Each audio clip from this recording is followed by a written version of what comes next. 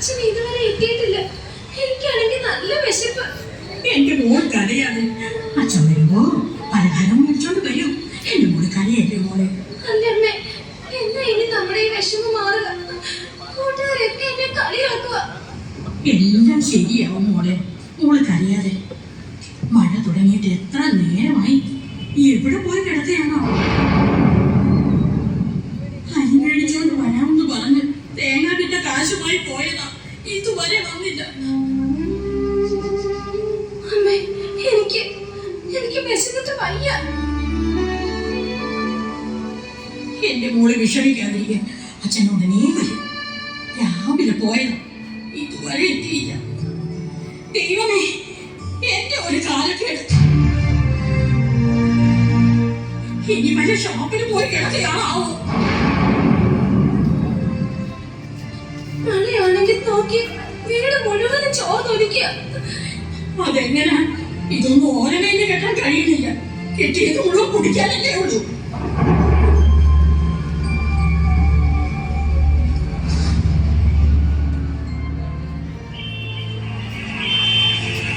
അമ്മേ, അച്ഛനെത്തി കഴിഞ്ഞു. എന്റെ ദൈവമേ, ഇന്ന് നല്ലവണ്ണം കുടിച്ചിട്ടുണ്ടെന്നാ തോന്നുന്നേ. ഇന്നെങ്കിലും എനിക്കിന്ന് സ്വസ്ഥമായിട്ട് ഉറങ്ങാൻ.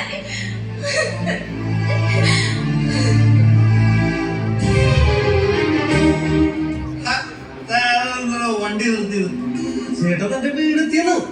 ഇറങ്ങി ഇറങ്ങി അത് പറഞ്ഞാ പോലെ തന്നെ പുള്ളിയോടെ ഇറങ്ങിക്കോളാം. ഭയങ്കര കഷ്ടമല്ലേ ഉദ്ദേശിക്കണ്ട. എനിക്ക് മുൻകൂടുക അറിയാം.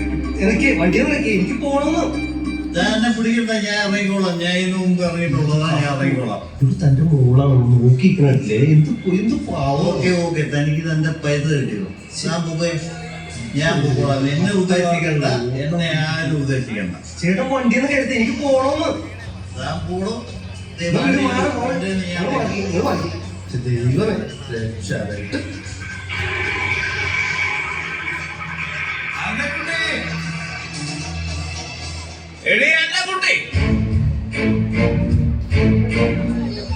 എന്റെ മോളെന്തേടി? എന്റെ ചക്കര മോള് അഞ്ഞക്കുട്ടിയെ വിളിച്ച് കേറി വന്നിരിക്കുന്നു ഈ പാതിരാ നേരത്ത്. ഇവിടെ ഇന്ന് ഒരു മണി അരി പോലും ഉണ്ടോ അഞ്ഞി വെക്കാനായിട്ട്? കിട്ടുന്നത് മുഴുവൻ കണ്ണു ഷാപ്പിൽ കൊടുത്ത് കേറി വന്നിരിക്കുക. എന്റെ അന്നക്കുട്ടി, ഇതൊക്കെ ഇതിലെ രാമൻകുട്ടിയുടെ ചെലവാ. ചുമ്മാ ഒരു കമ്പനിക്ക് കൂടിയതാ. സമയം പോയതാണില്ല. ഒരു കമ്പനി? എത്ര നാളായി ഈ കഷ്ടപ്പാട് ഞാൻ അനുഭവിക്കാൻ തുടങ്ങിയിട്ട്.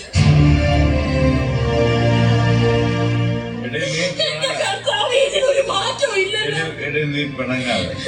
ഒരു കമ്പനിക്ക് അല്ല എടി മോളെന്തേടി? നമ്മുടെ മോളെ വീട് മുഴുവനും ചോർന്നൊലിച്ച് എത്ര നാളായി കിടപ്പ് കിടക്കാൻ തുടങ്ങിയിട്ട്. നീയൊന്നും മിണ്ടാതിരിക്കണേ. മിണ്ടാതിരിക്കുക. നിന്റെ തൊണ്ട തുറക്കരുത് കേട്ടോ. എനിക്കിത് സഹിക്കാൻ പറ്റുന്നില്ല.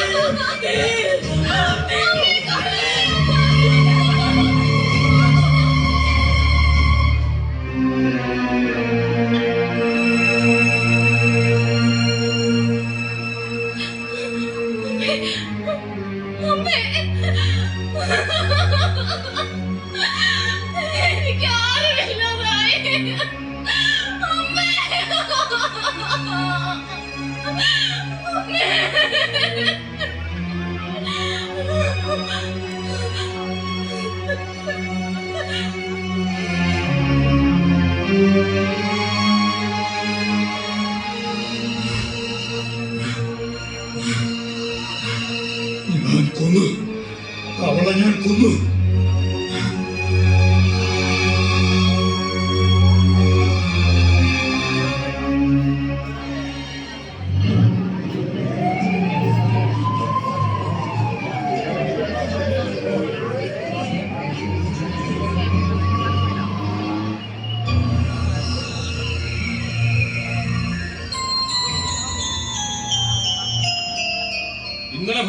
പ്രതിയെ കോടതിയിൽ ഹാജരാക്കണം.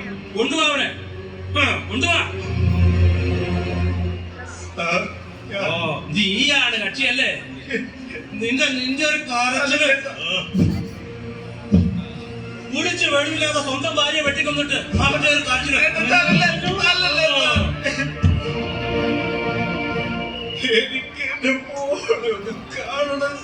ഞാനില്ലടാ നിനക്കത് പറയാൻ. ഒരു മോള് കിട്ടുന്നത് കൂടെ ഷാപ്പിൽ കൊടുക്കുന്ന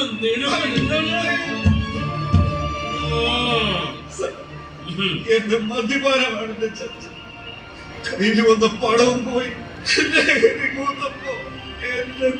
നിർത്താൻ നില കാര്യത്തില് നിന്നെയൊക്കെ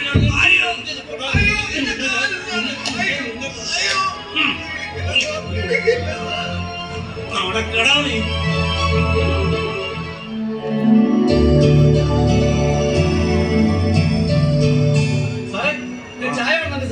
എടോ, ആ ലോക്കപ്പിൽ കിടക്കുന്നവരോട് ചായ കൊടുത്ത്.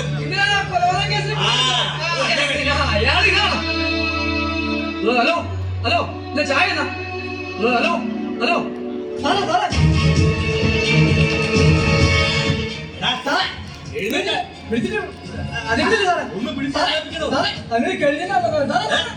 അയ്യോ, ആശുപത്രി എത്തിക്കാൻ അറിയുന്നുള്ളൂ. ആശുപത്രി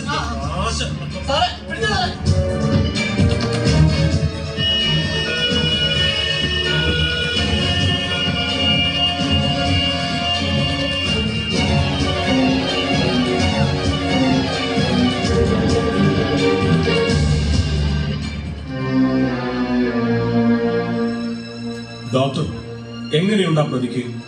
മദ്യപാനത്തിന്റെ ബന്ധഫലമല്ലേ? കുറവുണ്ട് ഇപ്പൊ. ആ, അയാളെ പതുക്കെ കൊണ്ടുവരുന്നുണ്ട്. എങ്ങനെയുണ്ടടാ തന്റെ ഒക്കെ? മദ്യപാനം മൂലം തകർന്നു അല്ലേ? താൻ ഇനി കരഞ്ഞിട്ട് കാര്യമില്ല. തന്റെ ശരീരം മുഴുവൻ മദ്യം വിളിയെ കഴിഞ്ഞു. ഞാനൊരു കുടിയനല്ലായിരുന്നു സാർ. ഒരു കമ്പനിക്കായിട്ട് തുടങ്ങിയ എടോ, മദ്യത്തിന്റെ ഓക്സീകരണം കരളിൽ വെച്ചാണ് നടക്കുന്നത്. കരൾ നശിക്കും, ക്രമേണ അത് രോഗമായി മാറും. മഹോദരമുതലായ രോഗമല്ല ഇതിന് തുടക്കമാണ്. മദ്യപാനം മഹാവിപത്തിന് കാരണമാകുന്നു. ഒപ്പം സമൂഹത്തിൽ മദ്യം ഹൃദയത്തെ കാർന്നു തന്നുകയും കരളിനെ നിഷ്ക്രിയമാക്കുകയും ചെറുകുടലിൽ നശിപ്പിക്കുകയും ചെയ്യുന്നു. കൂടാതെ മസ്തിഷ്കത്തെ മന്ദീഭവിപ്പിക്കുകയും ചെയ്യുന്നു. ഇവനോട് കൂടുതലായിട്ടൊന്നും പറഞ്ഞിട്ട് കാര്യമില്ല. ഇനി ഇവരെ കാത്തിരിക്കുന്നത് തടവറയാണ്. സ്വന്തം ഭാര്യയെ വെട്ടിക്കൊന്നതിന്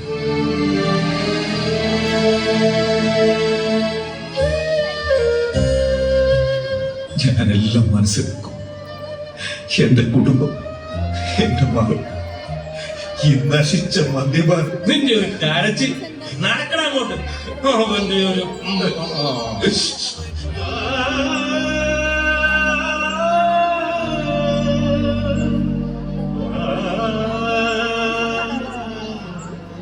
പ്രിയരെ, നിങ്ങളിത് കണ്ടില്ലേ? മദ്യപാനം മൂലം തകർന്ന കുടുംബം. മദ്യം മതിപ്പിക്കുന്നതാണ്, ഉന്മാദത്തിലേക്ക് നയിക്കുന്നു. സ്വഭാവ മാറ്റത്തിന് അത് കാരണമാകും. പിന്നീട് കുറ്റകൃത്യങ്ങളിലേക്ക് നയിക്കുകയും കുടുംബ സാമൂഹ്യ ബന്ധത്തെ തകർക്കുകയും ചെയ്യും. കുടുംബ ജീവിതത്തെ നശിപ്പിക്കുന്ന, സാമൂഹിക ജീവിതത്തിൽ ഒറ്റപ്പെടുന്ന അനവധി രോഗങ്ങൾക്ക് കാരണമാകുന്ന ഈ മദ്യപാന ശീലം ഇനിയെങ്കിലും നിർത്തിക്കൂടെ? ഇനിയെങ്കിലും